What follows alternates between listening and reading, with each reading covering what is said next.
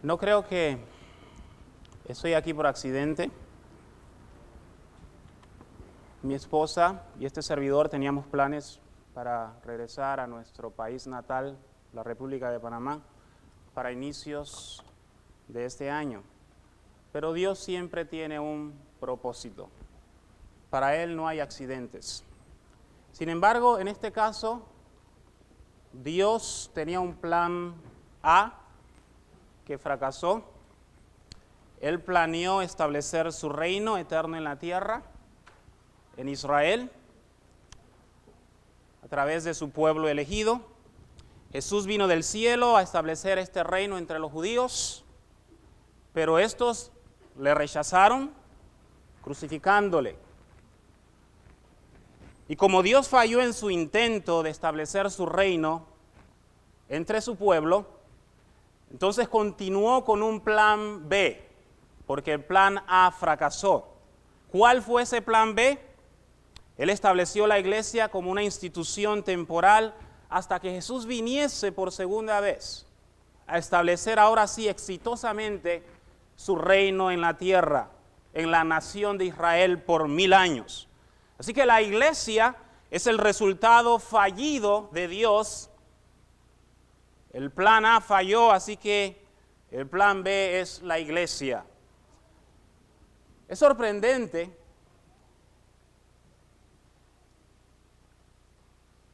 cuántas personas aceptan esta teología. Es sorprendente cuántos líderes religiosos enseñan esta falsa e irreverente doctrina que presenta a un Dios que falla en sus planes.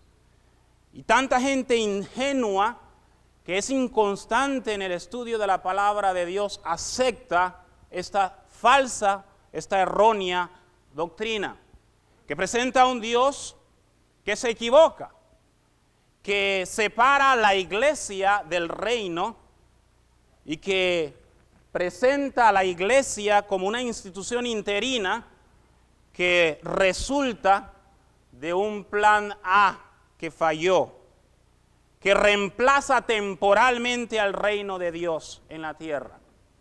Pero la verdad es otra. Según Proverbios 21:30, no hay sabiduría, ni inteligencia, ni consejo contra Jehová. Es algo que está más allá de nuestro entendimiento. Los planes divinos, los planes eternos y soberanos de Dios siempre se cumplen. No hay nada que se pueda oponer al cumplimiento de los propósitos eternos de Dios. Dios jamás falla, jamás se equivoca. Sus planes eternos y sus fieles promesas siempre se cumplen porque Él es fiel y verdadero. Cuando se estableció la iglesia del Señor, se estableció el reino eterno de Dios entre los hombres en la persona o a través de la persona de nuestro Señor Jesucristo. La iglesia de Cristo no es una institución interina o sustitutiva que fue establecida temporalmente por causa de un fallido plan A de Dios, sino que, según Efesios capítulo 3, versículo 10 y 11, dice así: para que la multiforme sabiduría de Dios sea ahora dada a conocer por medio de la iglesia a los principados y potestades en los lugares celestiales. Y nótese bien, Efesios capítulo 3, versículo 11, de que la multiforme sabiduría de Dios fuese dada a conocer a todos. Es conforme, versículo 11, al propósito eterno que hizo en Cristo Jesús nuestro Señor. Dios tenía un propósito eterno de establecer una iglesia a través de la cual Él manifestase o manifestara su multiforme sabiduría, y así se cumplió. Y ahora, Efesios 3:21, a Él sea gloria en la iglesia en Cristo Jesús por todas las edades, por los siglos de los siglos. Amén. Así es. Cuando se estableció la iglesia, se cumplió el plan eterno de Dios de reunir en un solo cuerpo, y este es el punto central de Efesios, de reunir en un solo cuerpo a judíos y a gentiles, a gente de todas las naciones, de todas las tribus, pueblos y lenguas, en un reino eterno que permanecerá para siempre. Cuando mi esposa y yo terminamos nuestros estudios en la Escuela de Predicación de Sunset, en 1987, oramos al Señor para que Él nos abriera las puertas para regresar a Panamá. Se nos cerraron todas las puertas. Y me acuerdo que hasta lloramos y cuestionamos a Dios. Señor, si tanto te hemos pedido, ¿por qué no nos da la oportunidad de regresar a nuestro país? Y nos llamaron de un lugar extraño, Oxnard, California. Y allá llegamos e hicimos contrato con los hermanos anglos para trabajar allí por 2 años. Y ya tenemos 12 años de ministrar allí en esta ciudad. Pero yo no creo que nuestra estadía o estancia en Oxnard es un plan B de Dios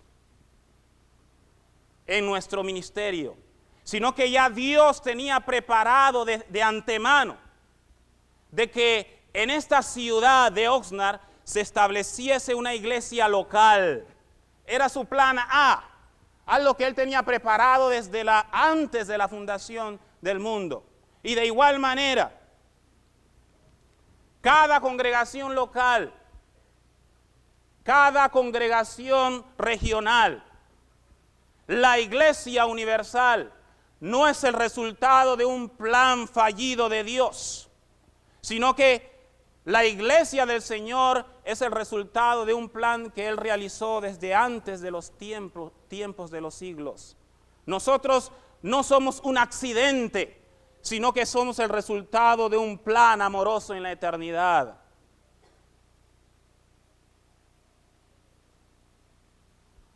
La iglesia del Señor se originó en Dios, fue planeada en el cielo, fue preparada desde la eternidad y fue establecida y se desarrolla en la historia conforme al propósito ordenado por Dios, conforme al propósito soberano del Altísimo.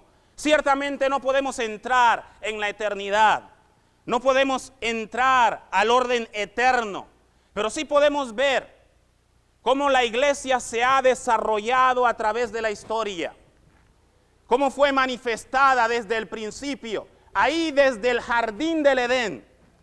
Vemos que Dios propuso que existiese una relación singular, única y pura entre Cristo y la iglesia. Desde el Edén, cuando vio al hombre, cuando vio que el hombre estaba solo y dijo, no es bueno que el hombre esté solo, le haré ayuda idónea para él. Y según Génesis capítulo 1, versículo 22 al 24,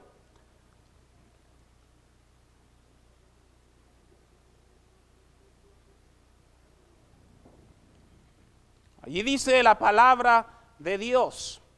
Génesis capítulo 2, versículo 22 al 24, y de la costilla que Jehová Dios tomó del hombre, hizo a una mujer y la trajo al hombre. Y dijo entonces Adán, esto es ahora hueso de mis huesos y carne de mi carne. Esta será llamada varona porque del varón fue tomada. Por tanto dejará el hombre a su padre y a su madre y se unirá a su mujer y serán una sola carne. Desde el principio ya Dios estaba estableciendo esta relación singular y pura entre el esposo y la esposa. Y el apóstol Pablo, haciendo referencia a este evento, cita en Efesios capítulo 5, versículo 31 y 32, específicamente el verso 32, grande es este misterio, mas yo digo esto respecto de Cristo, y de la iglesia. Así es, como la mujer fue hecha del hombre, así la iglesia fue hecha de Cristo. Nosotros salimos de Él.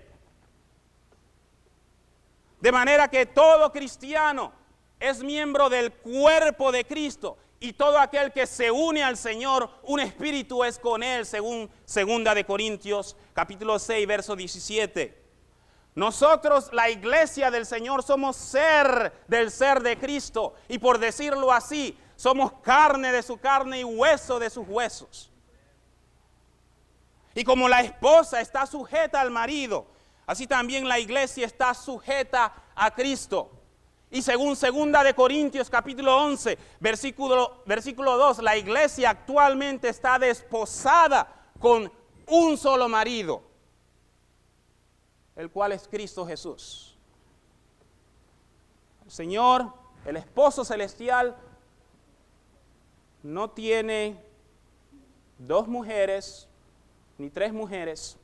La iglesia no ha sido desposada con 2 o 3 maridos, sino que es un marido para una mujer. Un Adán para una Eva para un Adán.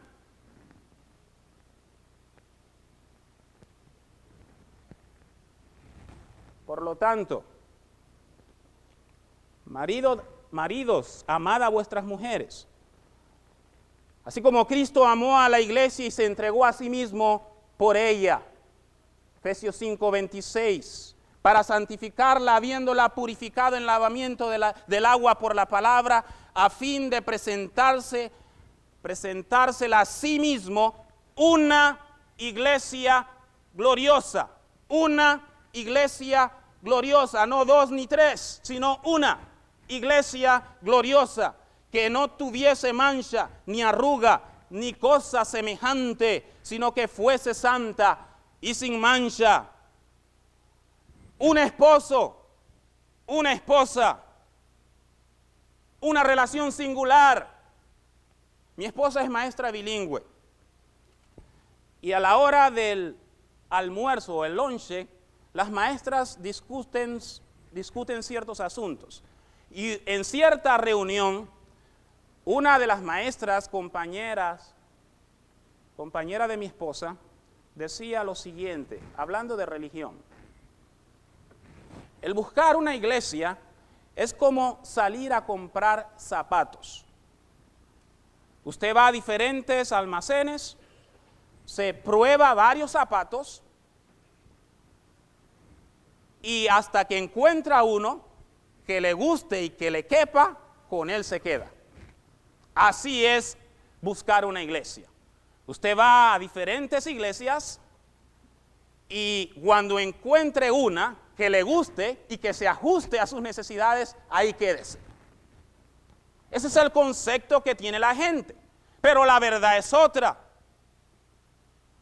El Señor no nos ha dejado varias iglesias para que nosotros nos acomodemos o nos ajustemos según nuestro criterio a esa iglesia.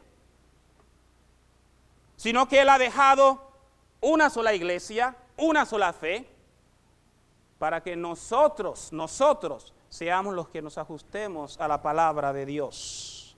Porque hay un solo Señor, quien dijo, yo soy el camino, la verdad y la vida, y nadie viene al Padre si no es por mí.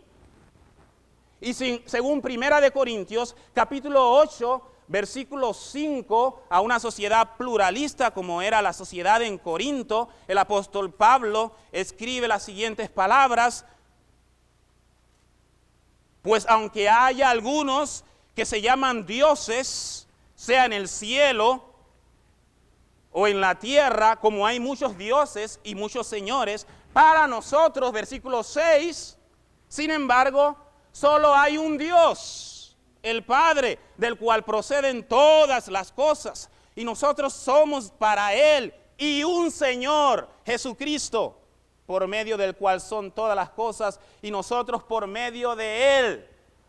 Si a usted no le gustan las hamburguesas del McDonald's, va a las del Carl Jr., si no va al Wendy, porque usted puede escoger las hamburguesas que quiera. Si a usted no le gustan los tacos del Taco Bell, va al Taco México o al Taco Macho, porque hay para escoger entre varios tacos.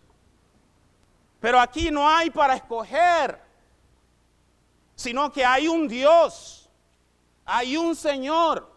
Efesios capítulo 4, versículo 4, ¿verdad que no podemos escapar? Hay un cuerpo y un espíritu, como fuisteis también llamados en una misma esperanza de vuestra vocación. Un Señor, una fe, un bautismo, un Dios y Padre de todos, el cual es sobre todos y por todos y en todos.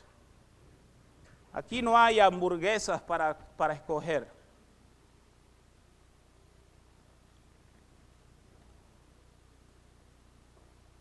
No es un marido con varias mujeres. Cristo Jesús no es un don Juan con muchas mujeres y que deja regados hijos por donde quiera, sino que Él es un esposo fiel a su esposa, que ha de ser fiel a Él. Así Dios lo predispuso en el Edén y lo estableció en Cristo.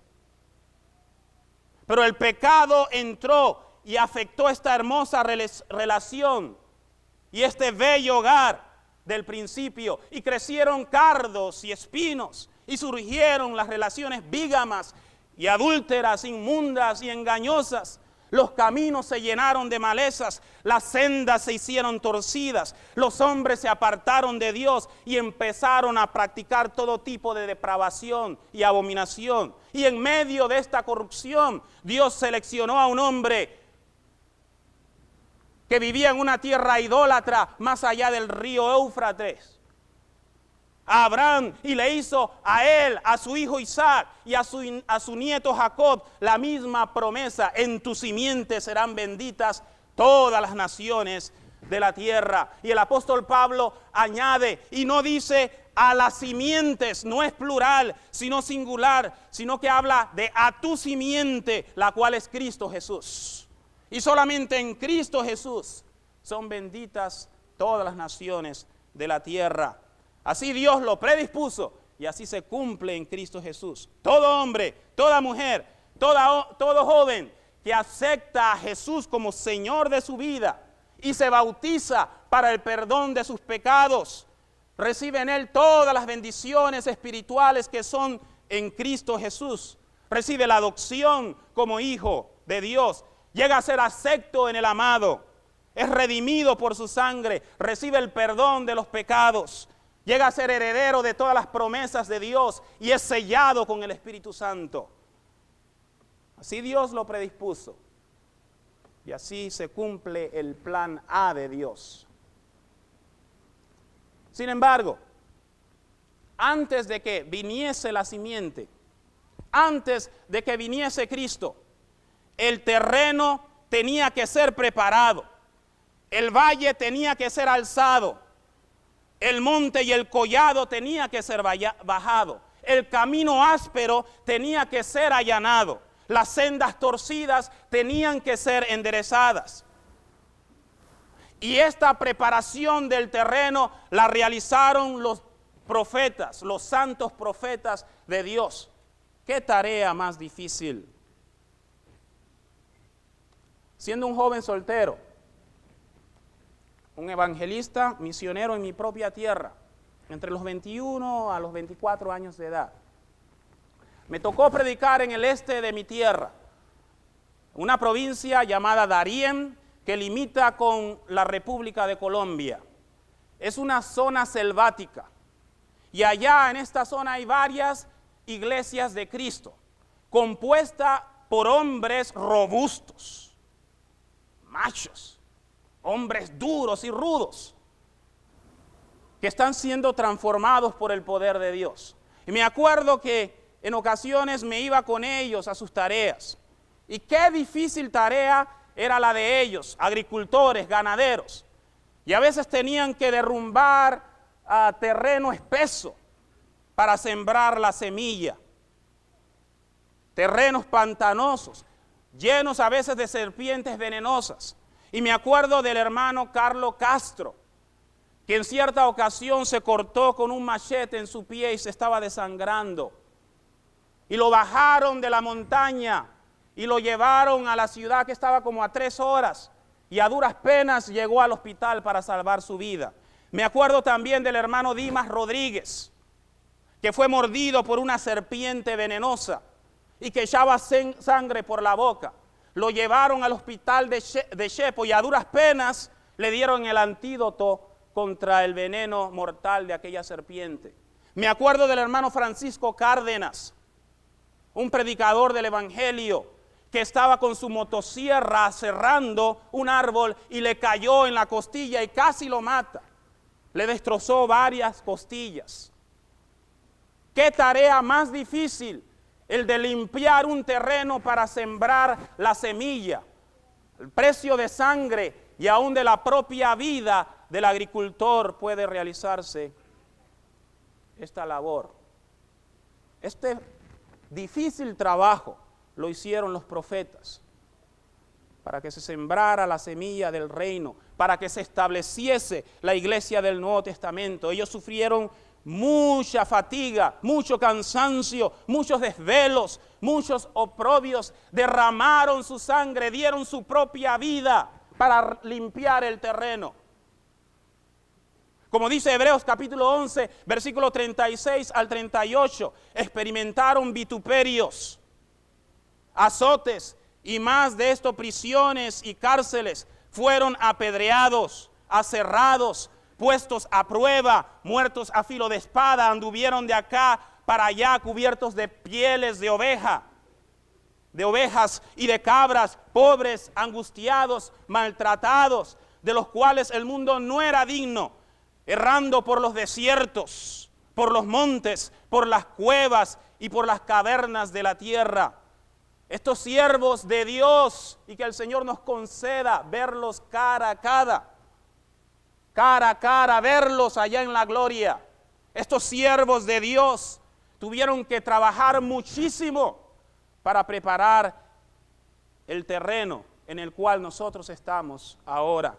Uno de ellos, el gran profeta Isaías, que según la tradición fue aserrado por el perverso rey Manasés, predijo lo siguiente, pasaje que fue citado anteriormente, pero me gustaría leerlo por favor. Isaías capítulo 2, versículo 2 al 4. Quiero que todos lean esta profecía de Isaías, de este siervo de Dios que dio su vida limpiando el terreno, preparando el terreno para el establecimiento del reino. Isaías capítulo 2. Versículo 2 al 4, acontecerá en lo postrero de los tiempos, que será confirmado el monte de la casa de Jehová como cabeza de los montes, y será exaltado sobre los collados, y correrán a él todas las naciones, y vendrán muchos pueblos, y dirán, venid y subamos al monte de Jehová, a la casa del Dios de Jacob, y nos enseñará sus caminos, y caminaremos por sus sendas. Porque de Sión saldrá la ley, y de Jerusalén, nótese bien, de Jerusalén la palabra de Jehová. 7 siglos antes del nacimiento de Cristo, ya Isaías estaba prediciendo que la palabra de Jehová saldría de Sión, de Jerusalén. Porque solamente Dios conoce el futuro, esta es palabra de Dios. Y en el versículo 4 dice, y juzgará entre las naciones, y reprenderá a muchos pueblos, y volverán sus espadas en rejas de arado y sus lanzas en hoces. No alzará espada, escúchese bien, no alzará espada nación contra nación, ni se adiestrarán más para la guerra. Hermanos amados, este reino, y quiero decir esto entre paréntesis, este reino que fue profetizado, planeado desde la eternidad, profetizado por Isaías, es un reino de paz, donde cesan las hostilidades, donde hay armonía, donde cesan los conflictos. Aquí debemos vivir en armonía, en unidad. Este no es un campo de guerra. Que el espíritu de los revolucionarios de 1910, de los Carranzas, de los Huertas, de los Panchos Villas, desaparezca aquí. Este es un reino de paz. Las guerras en la iglesia es como la revolución de 1910 en México, que se pelearon los líderes revolucionarios y no llegaron a nada, y los que sufrieron fueron la gente, los pobres, el pueblo. Aquí debe cesar el espíritu bélico de los salvadoreños, que muchas veces lo perpetúan en la iglesia. Si en realidad somos del Salvador, debemos vivir en paz y en armonía. Me acuerdo de un hermano que amo mucho en el Señor, de Chihuahua, México. Todo un norteño. ¿Cómo lo amo a mi hermano? Y lo iba llevando a su casa y se iba quejando de su esposa. Una esposa bien buena. Y me decía, hermano Raúl, le digo a Lupita que ya cobre lo que debe cobrar, porque le está regalando su dinero a los ricos. Y le digo a Lupita, mira Lupita, hay que quitarle el dinero a los ricos para dárselo a los pobres, y no a los pobres dárselo a los ricos. Y yo le dije, me sentí en ese momento que estaba al lado de Pancho Villa. Y le dije, oiga hermano Doroteo Arango, aquí no hay que quitarle el dinero ni a los ricos ni a los pobres. Aquí debemos ser honestos con todos y vivir en paz con todos. Aquí en este reino cesan las hostilidades, las guerras, los pleitos, los rencores, las enemistades, las envidias, las disensiones, las divisiones. Esto es un reino de paz, hermanos, gobernado por el príncipe de paz, Cristo Jesús. Ustedes recordarán aquel cuento jocoso de aquella señora, no sé, quizás alguien lo inventó. Esta señora que vivía al lado del edificio y decía, yo no voy a esa iglesia, a esa congregación no voy, porque allá lo que hay son unos borrachos pistoleros. Porque dicen que hablan de una gente que cruzaron de un río y por eso le llaman los ebrios.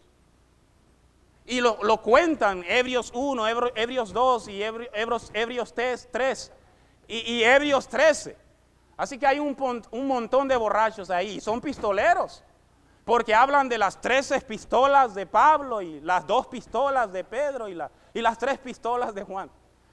Así que mejor yo no llego a esa congregación, no sea que me maten allí. Ustedes saben, la gente a veces levanta falsas acusaciones contra los cristianos por malas interpretaciones, por infamias malintencionadas, más en ocasiones los malos comentarios vienen por causa de iglesias que son un campo de batalla, de hermanos que son pistoleros, guerrilleros, hombres contenciosos, mujeres rencillosas que aman la disputa. Hermanos amados, nosotros debemos ser pacificadores, debemos amar la paz y debemos ser solícitos, Efesios 4:3, en guardar la unidad del Espíritu. Debemos hacer el esfuerzo de estar en comunión con ese hermano, con esa hermana, a pesar de que yo no congenie con él o con ella. Debo hacer el esfuerzo, el intento, por amor a Cristo, por amor a mi hermano, de buscar la comunión con él o con ella.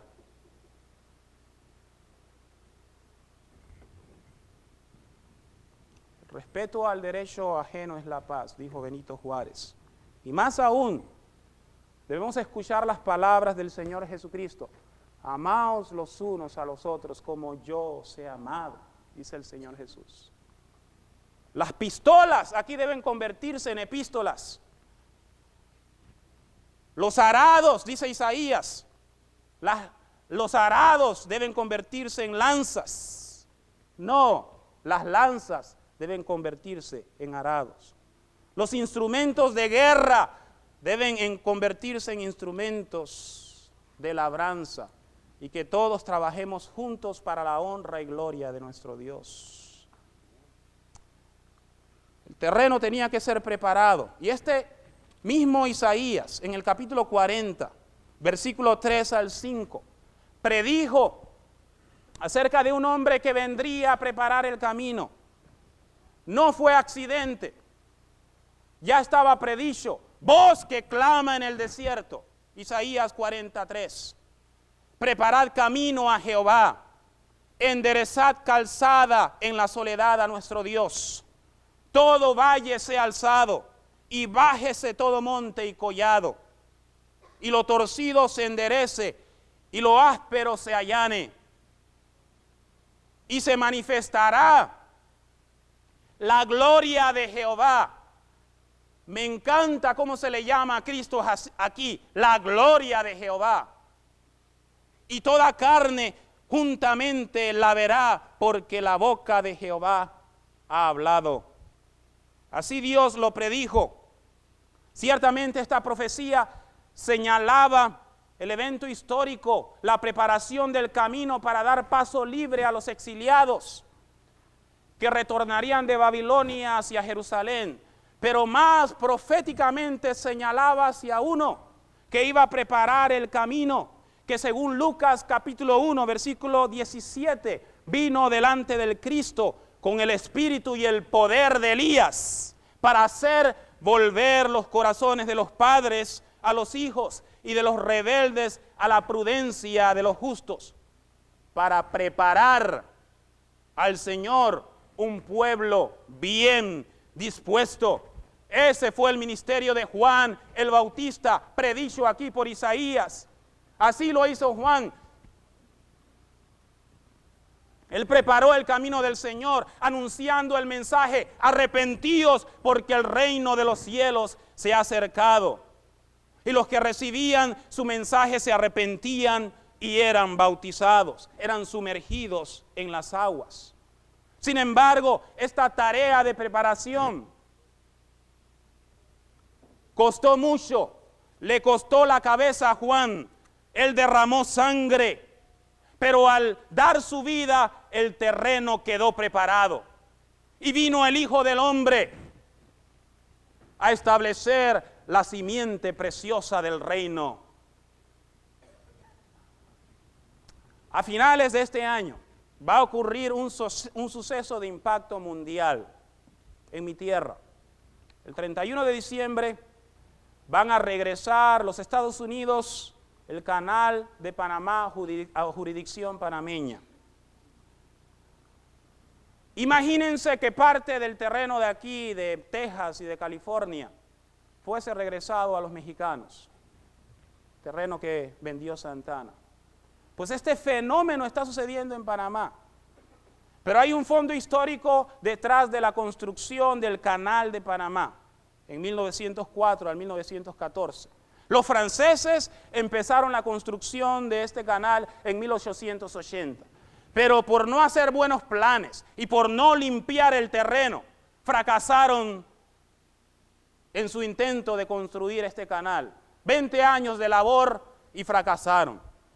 Y los Estados Unidos tomó esta gran labor, este gran proyecto en el año 1904, pero antes de la construcción de este canal, hubo un hombre llamado William Gorgas que preparó el terreno antes de continuar esta labor.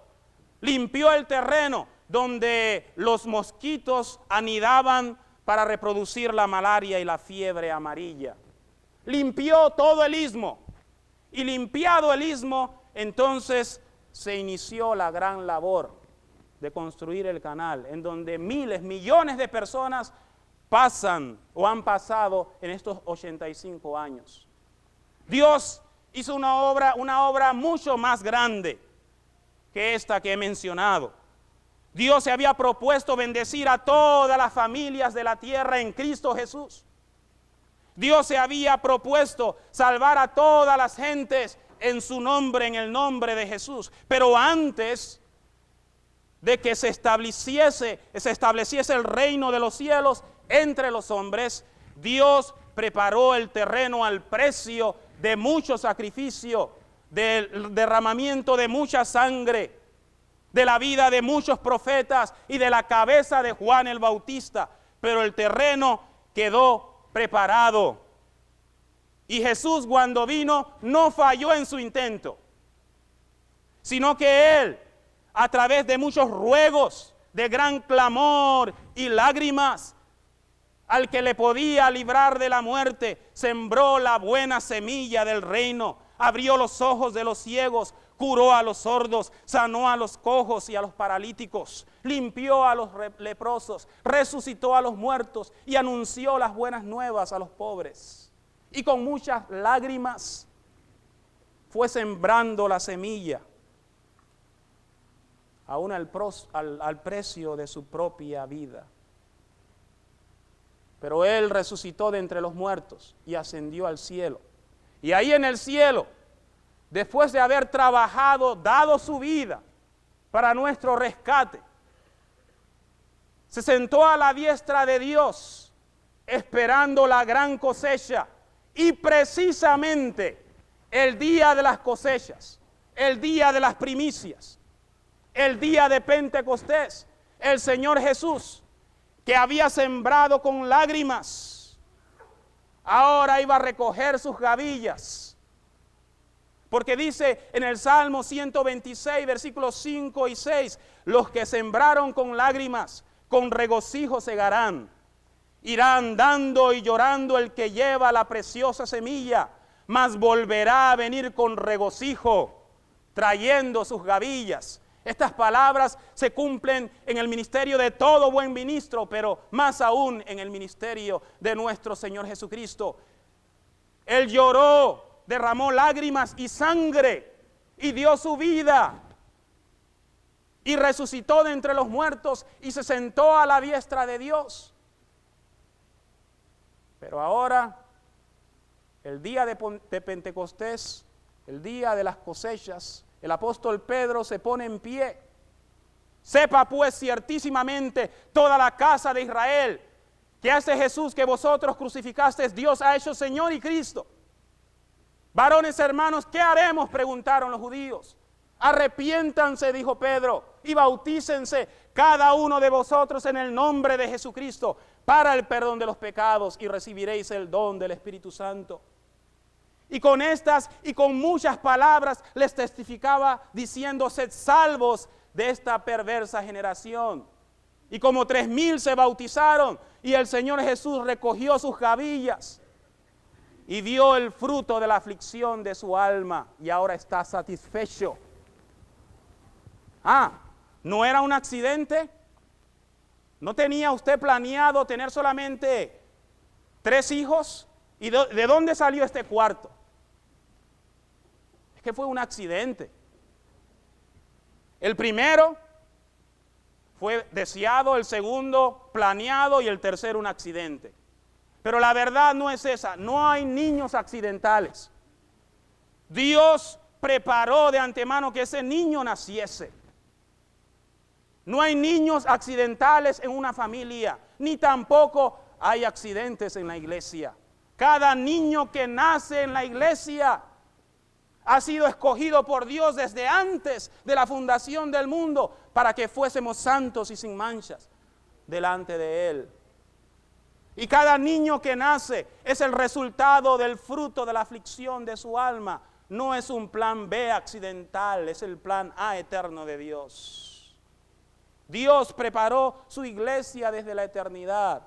Y ahí en el día de Pentecostés se cumplió el propósito eterno de Dios. Se cosecharon las primicias, los primeros frutos de una gran cosecha durante todas las generaciones. Por eso cada persona que se convierte a Cristo es de gran valor para Dios. Porque ese niño, esa criatura, ese fruto es el resultado de muchos sacrificios, de mucha sangre y de la vida del propio Hijo de Dios. Por eso cuando el Señor ve a alguien convertirse, así como una madre después que sufre, que padece, y toma a ese niño en sus brazos y siente gozo y se le olvida el dolor. Así también Jesús, cuando alguien se convierte a Él y se bautiza, Él hace fiesta allá en los cielos, con sus santos en gloria. Yo quisiera hacer una invitación. Usted no está aquí por accidente, ni yo estoy aquí por accidente, ni usted tampoco, sino que Dios le ha preparado ya. Dios ha sembrado la semilla del Evangelio en su corazón. Dios ha preparado el terreno y ahora está listo para recoger su fruto. Pongámonos en pie y vamos a cantar un himno de invitación, un cántico espiritual. Y aquellos que quieran ser parte de esta iglesia planeada desde la eternidad, le invitamos a que pasen adelante mientras cantamos este himno. Himno número 83, o ven sin tardar. Oh, no rechaces la verdad, tus ojos sobre la luz, renuncia a toda la maldad, y ven a Jesús. Oh, ven sin tardar, oh, ven sin tardar, acepta a Jesús y salvo será. Hace un tiempo tuve que consolar a la hermana María porque lloraba y me decía, hermano Raúl, después de tanto trabajo, de tanto esfuerzo, de tantos sacrificios, mira cómo esta muchacha me paga. Se fue de la casa, qué ingrata. Estaba llorando la hermana desconsoladamente, porque duele mucho que después de tantos sacrificios, de tanta preparación, de tanto esfuerzo, los hijos se rebelen contra los padres. Duele mucho. Después de tanta preparación en la eternidad, de tantos sacrificios, después de la muerte del propio Hijo de Dios, ¿cómo es que vamos a darle la espalda? Quizá usted se ha apartado del Señor, regrese a Él y sea agradecido con Él. Usted vale mucho, usted vale la vida del Hijo de Dios. Yo quiero invitarle a usted que se regrese a Él. Y si necesita oración, si quiere expresar públicamente su arrepentimiento, lo invitamos para que pasen adelante mientras cantamos las siguientes estrofas. Número 3. Jesús te tiene compasión, con Cristo amor le pagará. Hoy tráele en tu corazón, y salvo será. Oh, ven sin tardar, oh, ven sin tardar, acepta a Jesús y salvo será. Jesús recibe al pecador que quiera Él su alma unir. Ya no desprecies más su amor. Oh, ven a Jesús. Oh, ven sin tardar. Oh, ven sin tardar. Acepta a Jesús y salva.